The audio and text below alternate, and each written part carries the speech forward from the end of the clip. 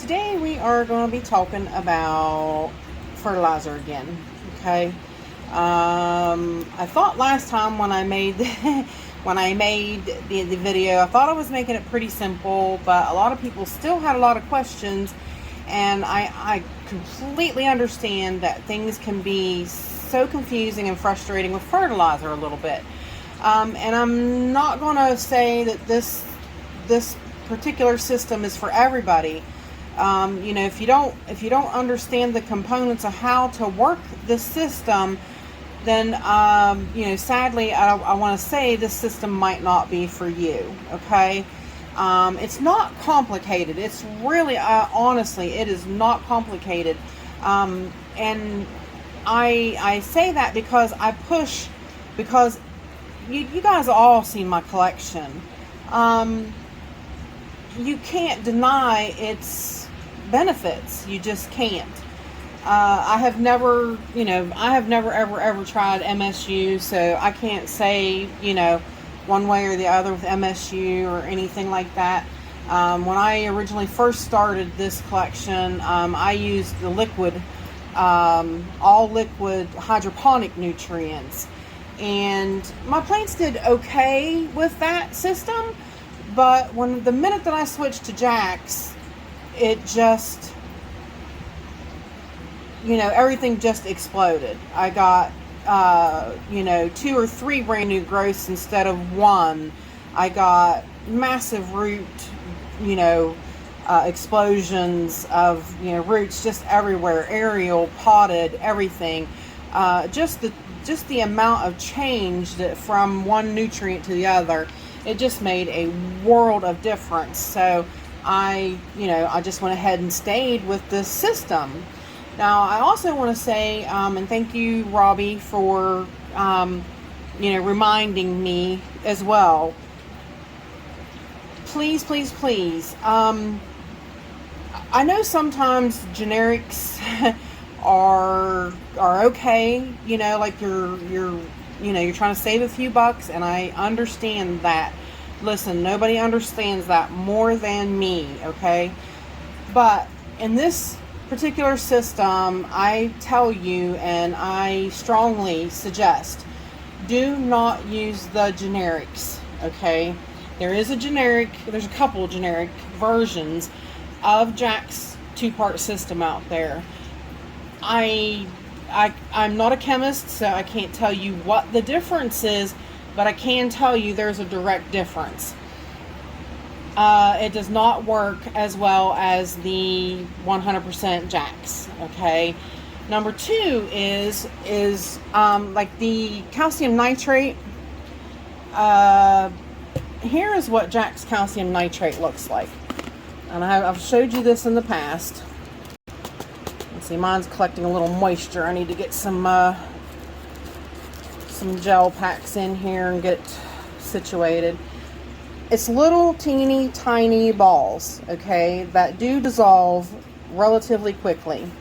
Now, other Jacks, the cheap generic versions, they almost look like rock salt. Like if you have ever had to use rock salt for different various things, that's what it looks like.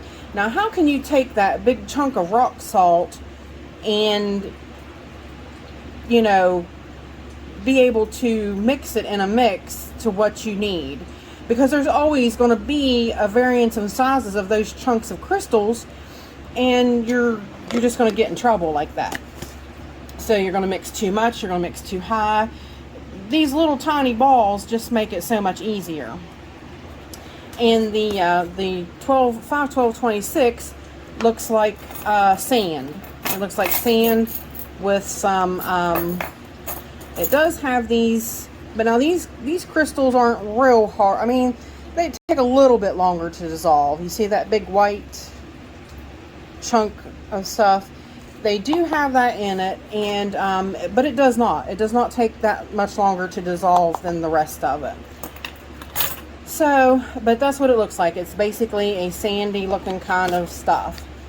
So, please, please, please, trust me. It's easier and it's worth it. And you'll get you'll get a fair amount. I mean, I know, because like Robbie had explained to me, she's like, a third of the price. And I was like, oh yeah, I could understand. I could.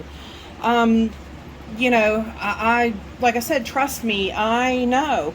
But if you want to do what's best, the best, if you want to do 100% the best for your plants, please don't use generic. Yeah, I don't stand behind it unless it is the 100% Jack's brand. You know what I mean? I can't tell you, you know, unless you do these things my way and the way I'm exactly doing them, I can't say what's, you know, what the situations is, because, you know, this is just how I mix up things for my plants, and you all see how my plants react to this system. So if I can help you do that, I want to help you do that. That's, you know, that's what I'm saying. So after that long schmealy story, and then two, they wanted to check the pH, but you guys, I fear to say my pH meter is on the fritz, and because the reason it is because I don't use it anymore. I just don't. This is the pH meter that I do use. This one does not take like the liquids, the calibration, different liquids that you have to use with other more complicated pens. This pen is a little more expensive than the others, but the only thing you have to do is you have to have it setting in a 7.0 solution of mixture so that it stays calibrated. Well, I had let mine dry it out, so I might have messed up my meter. But the reason that I did is because I don't use it that much anymore. I'm telling you, I have tested and tested and tested my mixes. Jack's 2-part system has really good stabilizers and buffers in them that it actually takes it down to what you need it. Now, if you want to be like a little more picky, then you want to test the pH, test the pH. And if you want it to be a little bit lower, then do what you need to do to lower it. My plants all react just fine to how it is, the way that it is. I have never, ever, ever had to adjust the pH as long as I've been using Jack's. And I've been using Jack's for almost, probably, I've been growing orchids for close to 10, or probably 10 by now. Close to 10, we'll just say. And like I said, I started with liquid hydroponics.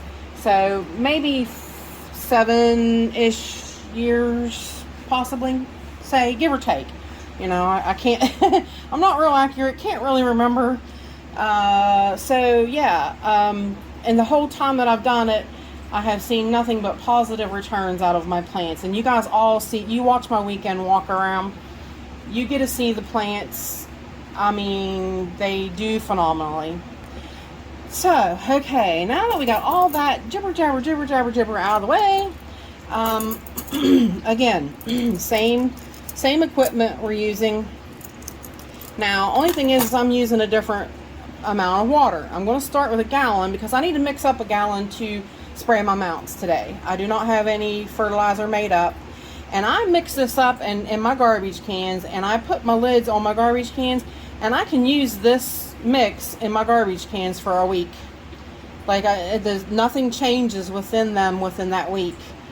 Usually I have it used up before then. Usually it's 3 to 4 days and it's gone, especially after watering. Usually after watering, I have maybe, usually never more than half a garbage can left. Usually it's like a quarter of a garbage can. So that's normally enough to get me through spraying my mounts until I mix fertilizer again. So I usually don't have to do this, but this week I didn't make up fertilizer, so that has been, I've been using that for 2 weeks and it's gone. So we're going to mix up a small amount. Like I told you, the body of water does not matter. It's the amount of the fertilizer you're using to make what the numbers that you need to register on this pen. Okay. Now, oh, sorry, my thumb is, my thumb's been messed up. Turn it on. As you can see, it is 0, 0, 0, 0. Now I'm going to stick it in the water, swish it around a little bit, get a reading on what my osmosis water is. My reverse osmosis is completely 0. 0, 0, 0. And that's what I personally like to start with, because then I know all they're getting is what I want them to get in this mixture. Okay, that's it. Now you can take, and if you want to write this down, this can be a mixture of this mix for every gallon of water, because this is how I do this sometimes when I need just a gallon of the Jack's 2-part system. I start with the calcium nitrate, the 1500. This is part B. Okay, and what I do is I start off with this, they consider it a tad. No, that's not the tad, that's okay, I am back. I apologize for that. I had to stop for a minute. But anyways, back to, we're going to start with the 1500. Okay, now since I'm still at the 52 parts per million stage. I could take it up a little bit if I wanted to now, because we are getting a little, you know, it's time to start increasing a little bit. I mean, I can if I want to. So, like I said, a lot of that winds up being what you want to do, how you want to do it. So, I'm going to go with like this little, it's called smidgen. It's actually 1/32 of a teaspoon, 1/32 of a teaspoon, I guess is better how you say it. So I'm going to start with and I'm going to make sure it's really level, and it's really not that much. See, that's the thing. And you could not do this with that big rock salt stuff. That's what I'm saying. This really makes a difference. So now my 0 water, we're going to add that to it. We're going to mix it, and like I said, if you want to leave it set for an hour, you can. Now see, you know, like if you live in warmer places like Florida all the time, you don't have to do the percentage adjustments on the calcium nitrate, because you guys have a lot warmer temperatures than I do. And I mean, yes, the daylight is a little less, so, you know, depending upon if you grow with grow lights inside, and you know, if you're in Florida and you grow with grow lights inside, then things might make a little bit of a difference for you. But in West Virginia, this is how I have to do it, is I have to cut back because my day length is shorter, and I do need to shorten it because of my plants, and because some of the plants need to get cooler and things like that at nighttime. So I need to cut back the nitrate, and that's why I do it. And then increase it in the summertime, because things start picking up and everything starts growing again. So it needs more of the calcium nitrate to continue to grow. So I hope that makes sense to you. You know, I don't think in Florida it makes that much difference that, you know, you drop it very much. I mean, alright, let's see what we got. Now, that was a smidgen of that in there. My meter's at 0, 0, 0.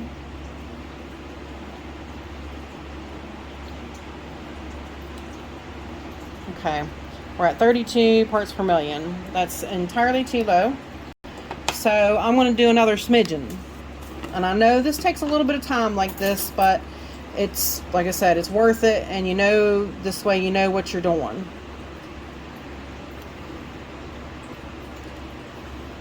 I'm going to try to do about the same amount on the spoon, and we'll go with that. And if that brings it up to 60, that's going to be fine. I'll be fine with that. If it actually doubles the number, that number will be fine, and I'll leave it at that, because I had been doing 52 to 55, you see. So I can deal with 60. 60 one time will not hurt a thing. So we'll get that mixed up, and you see, like I said, I can't really show you straight down in the container, but that mixed up, it's already gone. But I do like to allow time in between normally, so that I'm sure that it's mixed well, and it's mixed with all the water. And oops, I'm dripping off the edge.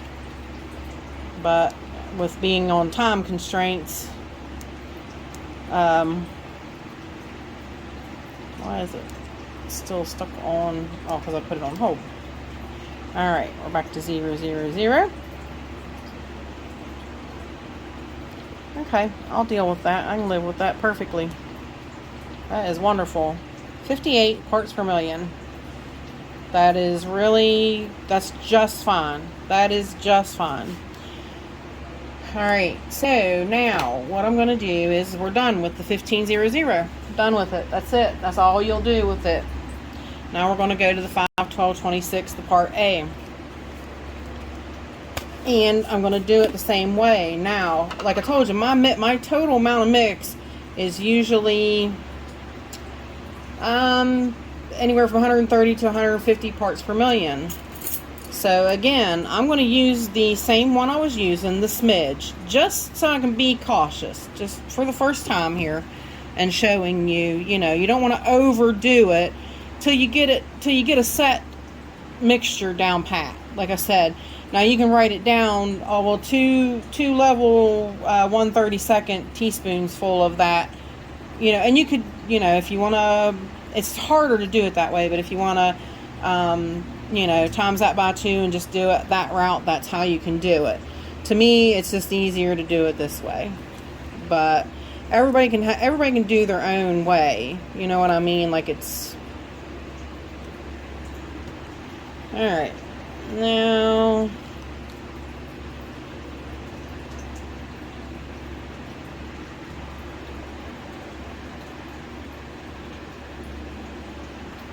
alright, we got a level teaspoon of that, or level whatever that is, 1/32 spoon of that. And I know it's going to take a lot more of this, so I might have to up it. It takes a little more of the mix of the 51226, and I know that just because I've done this so long. Because like I said, this, you watch, it won't make that much difference at all. Now, again, not quite mixed, almost. I mean, it mixes faster than you think. And sometimes you have to be cautious, because sometimes adding hot water to mixtures changes the chemical compounds of things, and you might not want to actually heat things. I don't. I just wait. I wait it out. If you wait 5 minutes, it's going to be melted. It's going to be mixed and melted. So, but again, like I said, everybody does, you know, their own different things, their own different way. And I totally respect that, you know, 100%.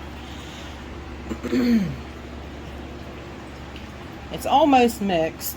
There's a few little granules, but I'm going to check it again just to be sure, just to see what's going on. 0.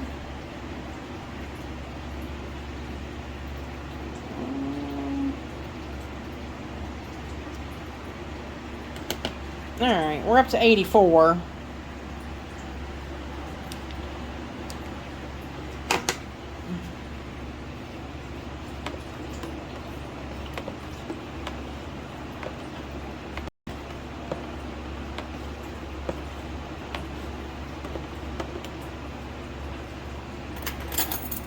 So I'm going to do the same amount again, the 1/32.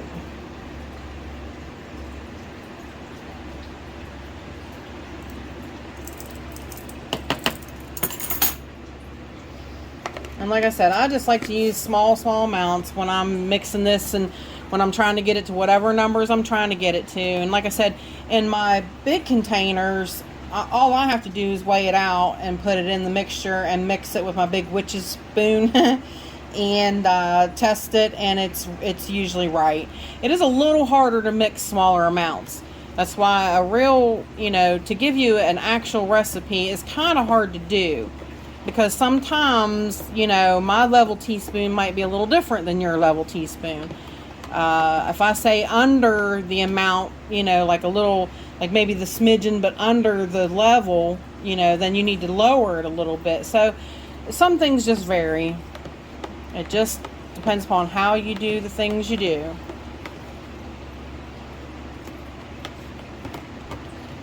Alright, I'm going to pull it over here and take a peek. We still have a little bit of white granules in the middle. Nothing bad. But I'm probably going to test it, and then I'm going to probably turn you guys off, and I'm going to wait so that it is really mixed, because I do believe that's probably going to do it.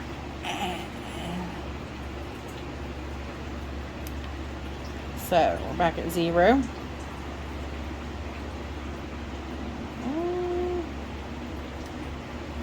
Not really. It didn't do that much more. 105. So I'm not happy with that. Not yet. And those little bit of granules down in there is not going to make much difference. Not a lot. They'll make some, but so you guys want to do one more.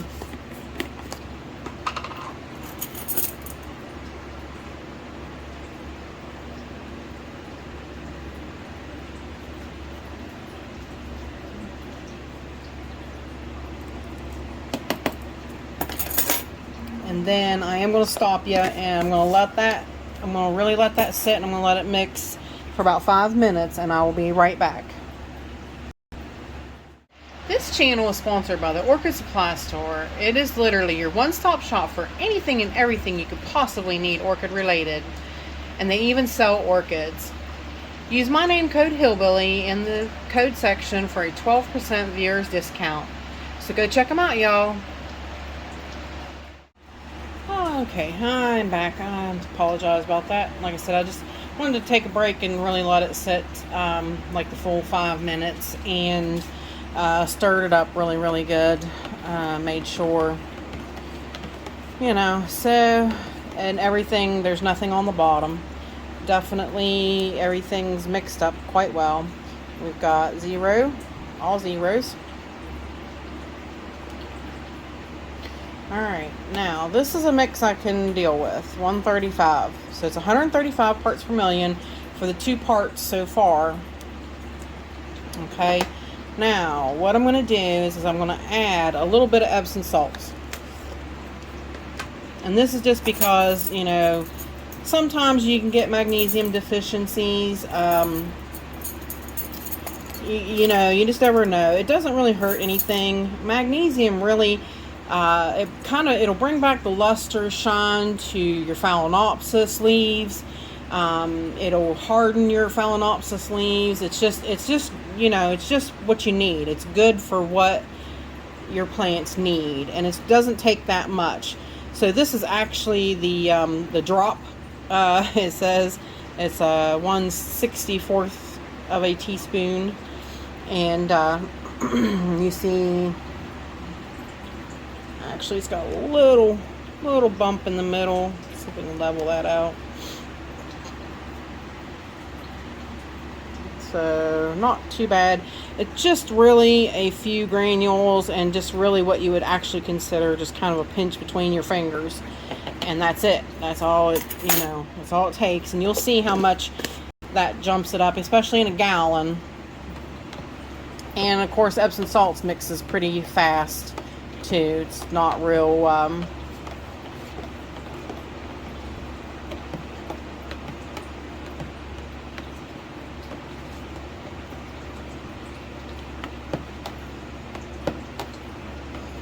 not real hard to get it to mix. I will pull it over here and double check. Yep, see, just that quickly it's gone. I can see real good because the brown table really shows it quite well. Now again, we're going to do the test.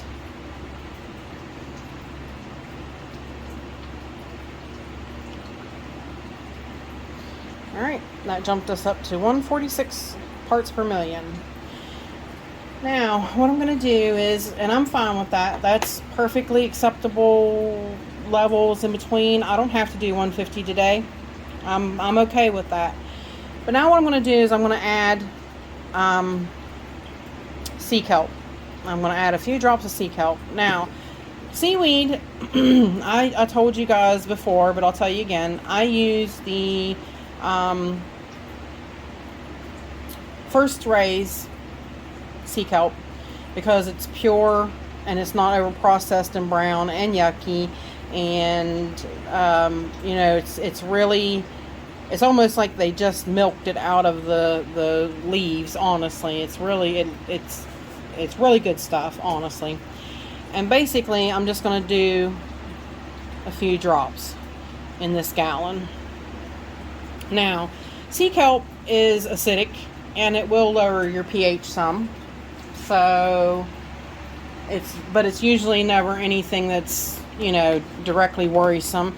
But again, I wish I could check the pH, but my pH meter is not working. So I can bring it over here and test it, see what it's gonna say, but it's not calibrated and it's not right.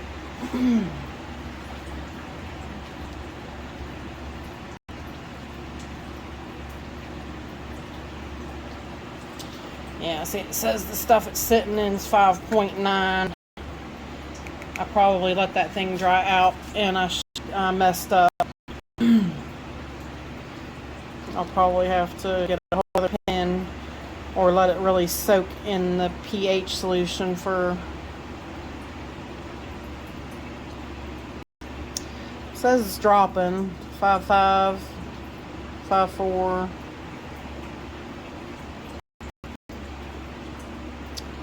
5.30, 5.1, 5. See, I wouldn't even know if I could trust it. Can't even imagine that that's at 5. But 5.3, 5.6 in those areas would be acceptable. See, it actually went down 4. So I don't know that I can trust this meter.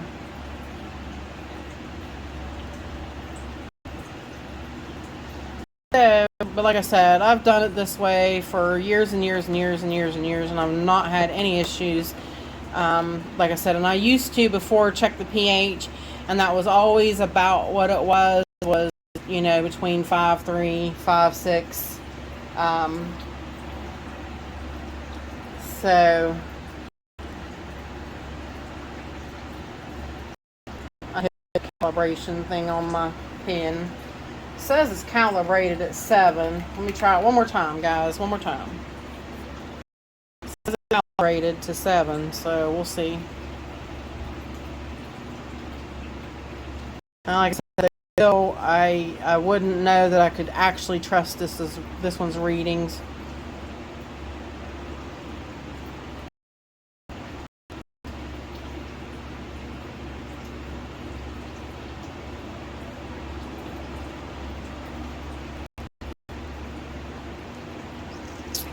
See, it's up at 6.5 now, so I don't know. Like I said, I don't worry about it. So, but that, and like I said, that's just experience of, you know, several years growing that I've done it this way, always done it this way, and it should raise the number a little bit as well on your total reading. Yeah, just 151, 148 to 151. So there you go. I did get my 150. So it just works out. So hopefully that gives you a little more understanding. You do have to, and it's like a little check and, you know, keep making sure. And, you know, like I said, and that as the amount of nitrogen you put in the water increases, you're going to have to increase that number. But, you know, I still try to keep my mixes per million, even in the throes of summer and the full heat and all that. So hopefully this helps you a little bit.